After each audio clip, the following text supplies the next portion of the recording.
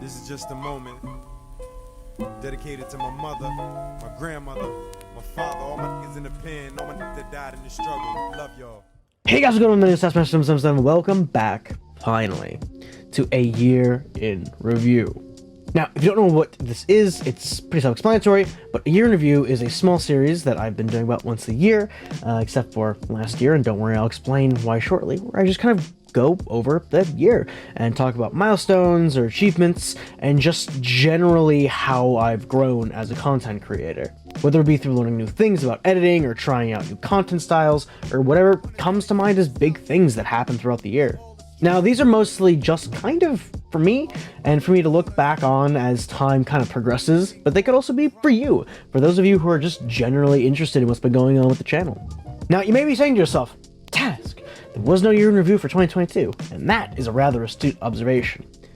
The reason for that is that every year I try to make myself a goal to improve at least one thing about my content every single year. It could be overall quality or quantity, and while I did have some pretty good videos in 2022, it also marked the least amount of uploads I've had in a year since I think 2019. It marked the death of the Resident Evil 1 series, since I don't even know if I can go back to that save or if I even still have it. It marked the failed series of the Callisto Protocol, and overall the content, in my own general opinion, was just kind of really bleh. So it didn't really feel right to make a year in review at the time and come forward and admit that I had not only failed myself, but you as well as people who consume my content. However, that being said, 2023 couldn't be more of the antithesis of that. Record views, record videos, record confidence in content, some landmark series, a D&D one-shot that I never thought would happen, and also just the overall progress that we made on Twitch is just insane. And though analytically it was my best year by far in terms of quality and quantity, mentally it's been a bit of a different story. In case you didn't see down below, there are timestamps in case you want to skip the more serious and sappy shit that I'm about to get into, and there's no shame in it whatsoever, by all means. But I feel like it was important that I get into how I felt throughout the year, if only to kind of get off my chest and clear the air for myself.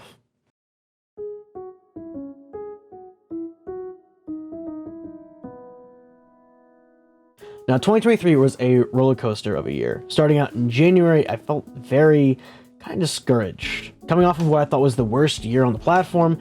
And while I did pick up streaming a bit, and yes, my Twitch will be included in this year for obvious reasons, I still couldn't shake this feeling of demoralization.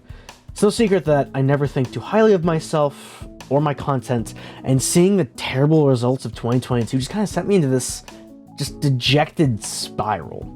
For the start of the year, I just buckled down, focused on school and streaming, and after a bit I finally worked myself up to try to record again, and I'm so glad I did, because it led me to picking up and recording The Last of Us, a game which took us all the way through April and sort of revitalized my love of making YouTube videos. I did a couple of other smaller videos just to kind of keep things going, and by September we did Amnesia the Bunker, and then by October we did Alien Isolation. I felt good about my content.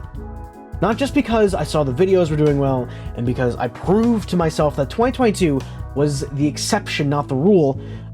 I was having fun making content. I was having fun editing. For a while, it felt great, but there was always this kind of itch in the back of my head that I couldn't scratch. And it didn't really show itself fully till around the end of October, beginning of November. I wouldn't exactly call it burnout, because I still had ideas for videos and everything, but it was just kind of this dark thing, this dark cloud that kind of took over my life. Not just as a content creator, but also as a person as well. I found myself slipping back into that kind of like dark, self-deprecating humor that I'd kind of done a decent job of holding back on, and I saw myself distancing myself from friends, from people that I knew for a fact would always have my back. And I don't know if it's a depression, or if it's anxiety, or if it is actually burnout, or whatever, but it sucks.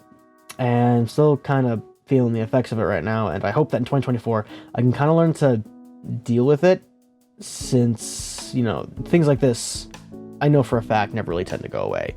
It's about mediation, it's about kind of learning to deal with it, and learning to have others help you. Obviously, this is affecting my content, and it's kind of a pretty big thing about the channel, at least in my eyes. So that's one reason I wanted to bring it up. But the main reason, the real reason I'm bringing this up is because I kind of want people to know that they aren't alone. If they're feeling sad or overworked, or overwhelmed, going through depression, whatever, there are people who feel similarly, and there are people out there who are willing to help. I can't be more grateful for my streaming friends, Twin, Willow, Boba, Spectra, Jenna, or my personal friends who I won't name, but you fucking know who you are. You guys are my lifeblood. They are the people who keep me going. I cannot thank them enough for not only welcoming me, but accepting me, flaws and all. And I hope that no matter what, in 2024, I become a better version of me for them. Because that's what they deserve. They deserve the best version I can be. And so do all of you. Alright. Enough of the sappy shit. So, we're going to start out with YouTube. Now, this is a less scripted section. But in a number of 365 days from today, which is the 27th, I've amassed 7,341 views, which is 1,201% more than last year, which is insane. I didn't even know that you can go that high in terms of percentages. But the really interesting thing is that a majority of those views didn't come from actual videos, didn't come from actual YouTube videos. Now, over the past, 365 days, I have amassed a number of, I think it's about 35 videos overall, which, by the way, big milestone in and of itself. 35 videos was insane in comparison to what we did in 2022, but with 35 videos, I had only amassed about, I think, 2.5K overall. I've also posted this year 6 YouTube Shorts. And the big kicker is the YouTube Shorts has made up for 64.8% of all views over the past 365 days. And these shorts have only been posted for about a month at most. So I knew YouTube was pushing shorts out a lot. I totally knew they have been. But they push shorts so much. And maybe it's just I got lucky with a few of them, or maybe I hit a specific mark with a few of them. But these shorts have skyrocketed my views in comparison. And that's just super, super fucking interesting to me. The fact that a majority of my views, the big majority, the major majority, the majority of my views have come from these 6 to 10 videos that I've posted in the past month. And some of these videos have more views than even my most viewed YouTube video before 2020, or before 2023, sorry. All right, moving on, we have watch time in hours. Now, watch time has always been this kind of iffy area for me. I have an issue with watch time. I think it's my weakest point overall as a content creator. I just need to find a way to get people to kind of stick through the entire video, something I want to work on in 2024. I think I probably said that back in 2021, but whatever. But anyways, watch time an hour, we have 185 exact. That's a 409% increase over the past 365 days, which, again, insane to me.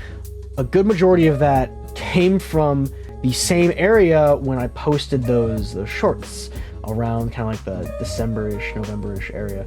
And then also when I uploaded my second most popular video of all time, which is the Made Ghostface Plays DVD, which I still love that video so fucking much. But yeah, no, watch time is something I'm going to have to definitely do some research on and try to figure out how to keep viewer retention up. Okay, and then lastly, we have subscribers. And now subscribers, people tend to put a high thing on subscribers. I don't really care, but I feel like in terms of milestone video, you kind of have to put it in there just because it's like the big statistic when it comes to a YouTube channel. But anyways, we gained 34 subscribers, which is 277% more than last year.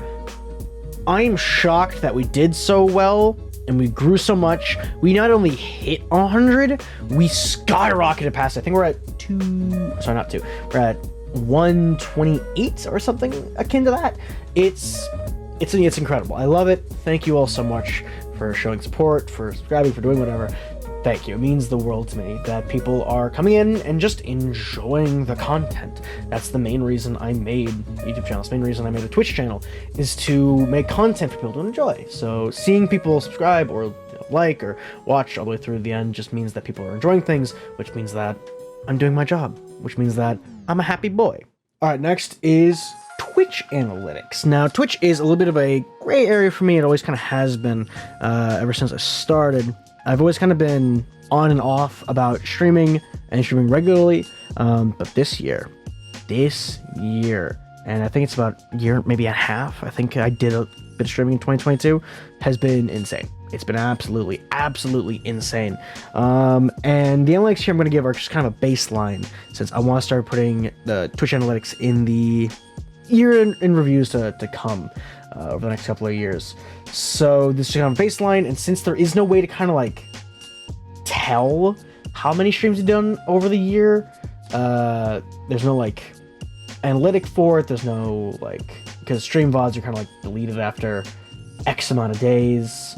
It's just going to be kind of, here are the analytics for the year, take them at face value.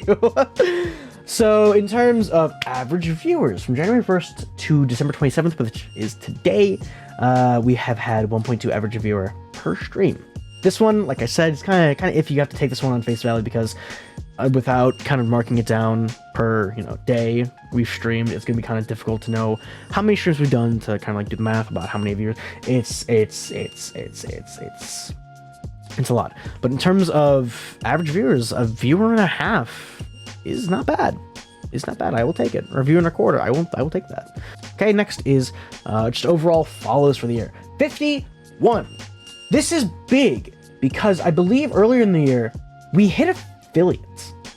I believe it was like more towards the beginning of the year, which means that not only can we make money, but I believe you're just kind of pushed a little bit more on Twitch, and you have access to emotes. You have all of these different things you can do.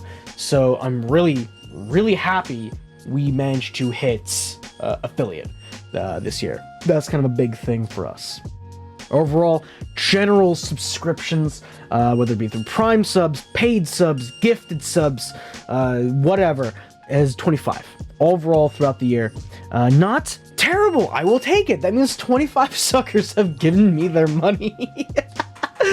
Oh god. But I do thank everyone.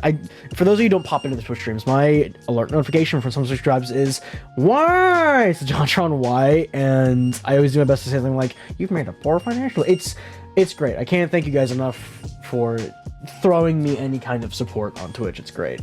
But overall hours streamed. This is nice for me. 108 hours and 22 minutes. That's really nice. That's a lot of time sunken into Twitch. I'm impressed with that myself. I stayed pretty dedicated to streaming on a set schedule towards the beginning of the year, and then towards the end of the year it kind of started to fall apart, and then it just kind of it just all kind of just like came apart slowly. But 108 hours is amazing to me. It's wow. I normally average like 2 hours, 3 hours per stream, so that's really nice. As you can see, there is a spot for revenue, but I've kind of blurred it out, and I'm not going to talk about it because money is not important. At least at the moment, money is not important. Revenue is just kind of there. It's, if I hit a payout, cool. If I don't, whatever. I'm streaming for fun. So revenue doesn't matter. Another major thing we did with Twitch this year was the Besties for St. Jude. We joined the St. Jude live play, I believe it is, or play live fundraising event for St. Jude Children's Hospital, and we started this in 2022, and I think we're trying to make it a yearly thing. And 2022 we did pretty good. I contributed literally nothing despite the fact that I streamed a lot for it. That's just the way the cards fell, whatever. This year, however, holy shit, guys, we popped off with Besties. Holy shit. The Besties for St. Jude raised $1,700. I thought I was going to say 1,000. No, $1,700, which is a lot out of a goal of 3,000. And we, on the Taskmaster 7777, yes, Twitch channel, we raised 373 of that. So, extremely impressive! Extremely impressive. I still haven't done half of the things that I said I was going to do. I did do Cold Turkey for Destiny.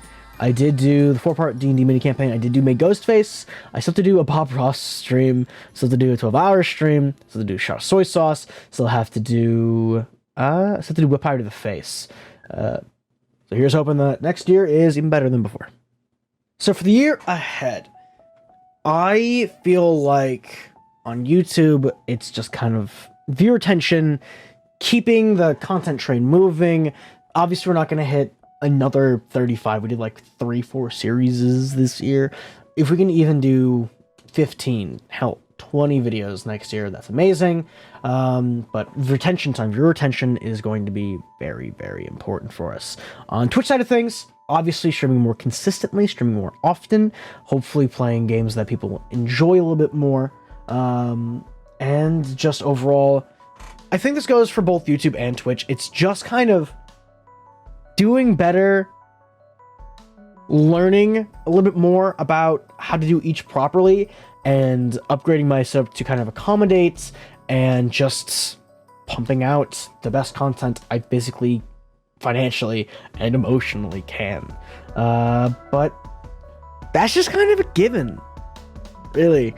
You know, every year I'm like, I'm gonna do this better, I'm gonna do this better, I'm gonna do this better. I normally hit my goals that I set out to do, and I normally try my best to elevate myself as a content creator and just do better and better and better and better and better.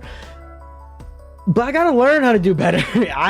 This year has taught me one thing. It's that I still have a lot of learning to do in terms of content creation, and I'm more than ready, more than willing to learn. I just need to find the time to like sit down, research, make videos, and just do good, not just by you guys who are watching, but by myself, who is probably the most impatient person when it comes to YouTube. So, you know, it is what it is. But thank you all genuinely for 2023. If you supported me, if you even saw one of my thumbnails and you chuckled or you thought it looked weird, thank you for even acknowledging my existence. Like I always say, I'm here for your guys' entertainment. I'm here to make you guys feel good. And I can't thank you enough for even giving me the platform to do that. So here's to hoping 2024 is even better than 2023. Here's to hoping that I learn, that I grow, and that I somehow can kind of deal with everything going on. Hope you all have a wonderful, safe new year, and I'll see you guys in the next video. Peace.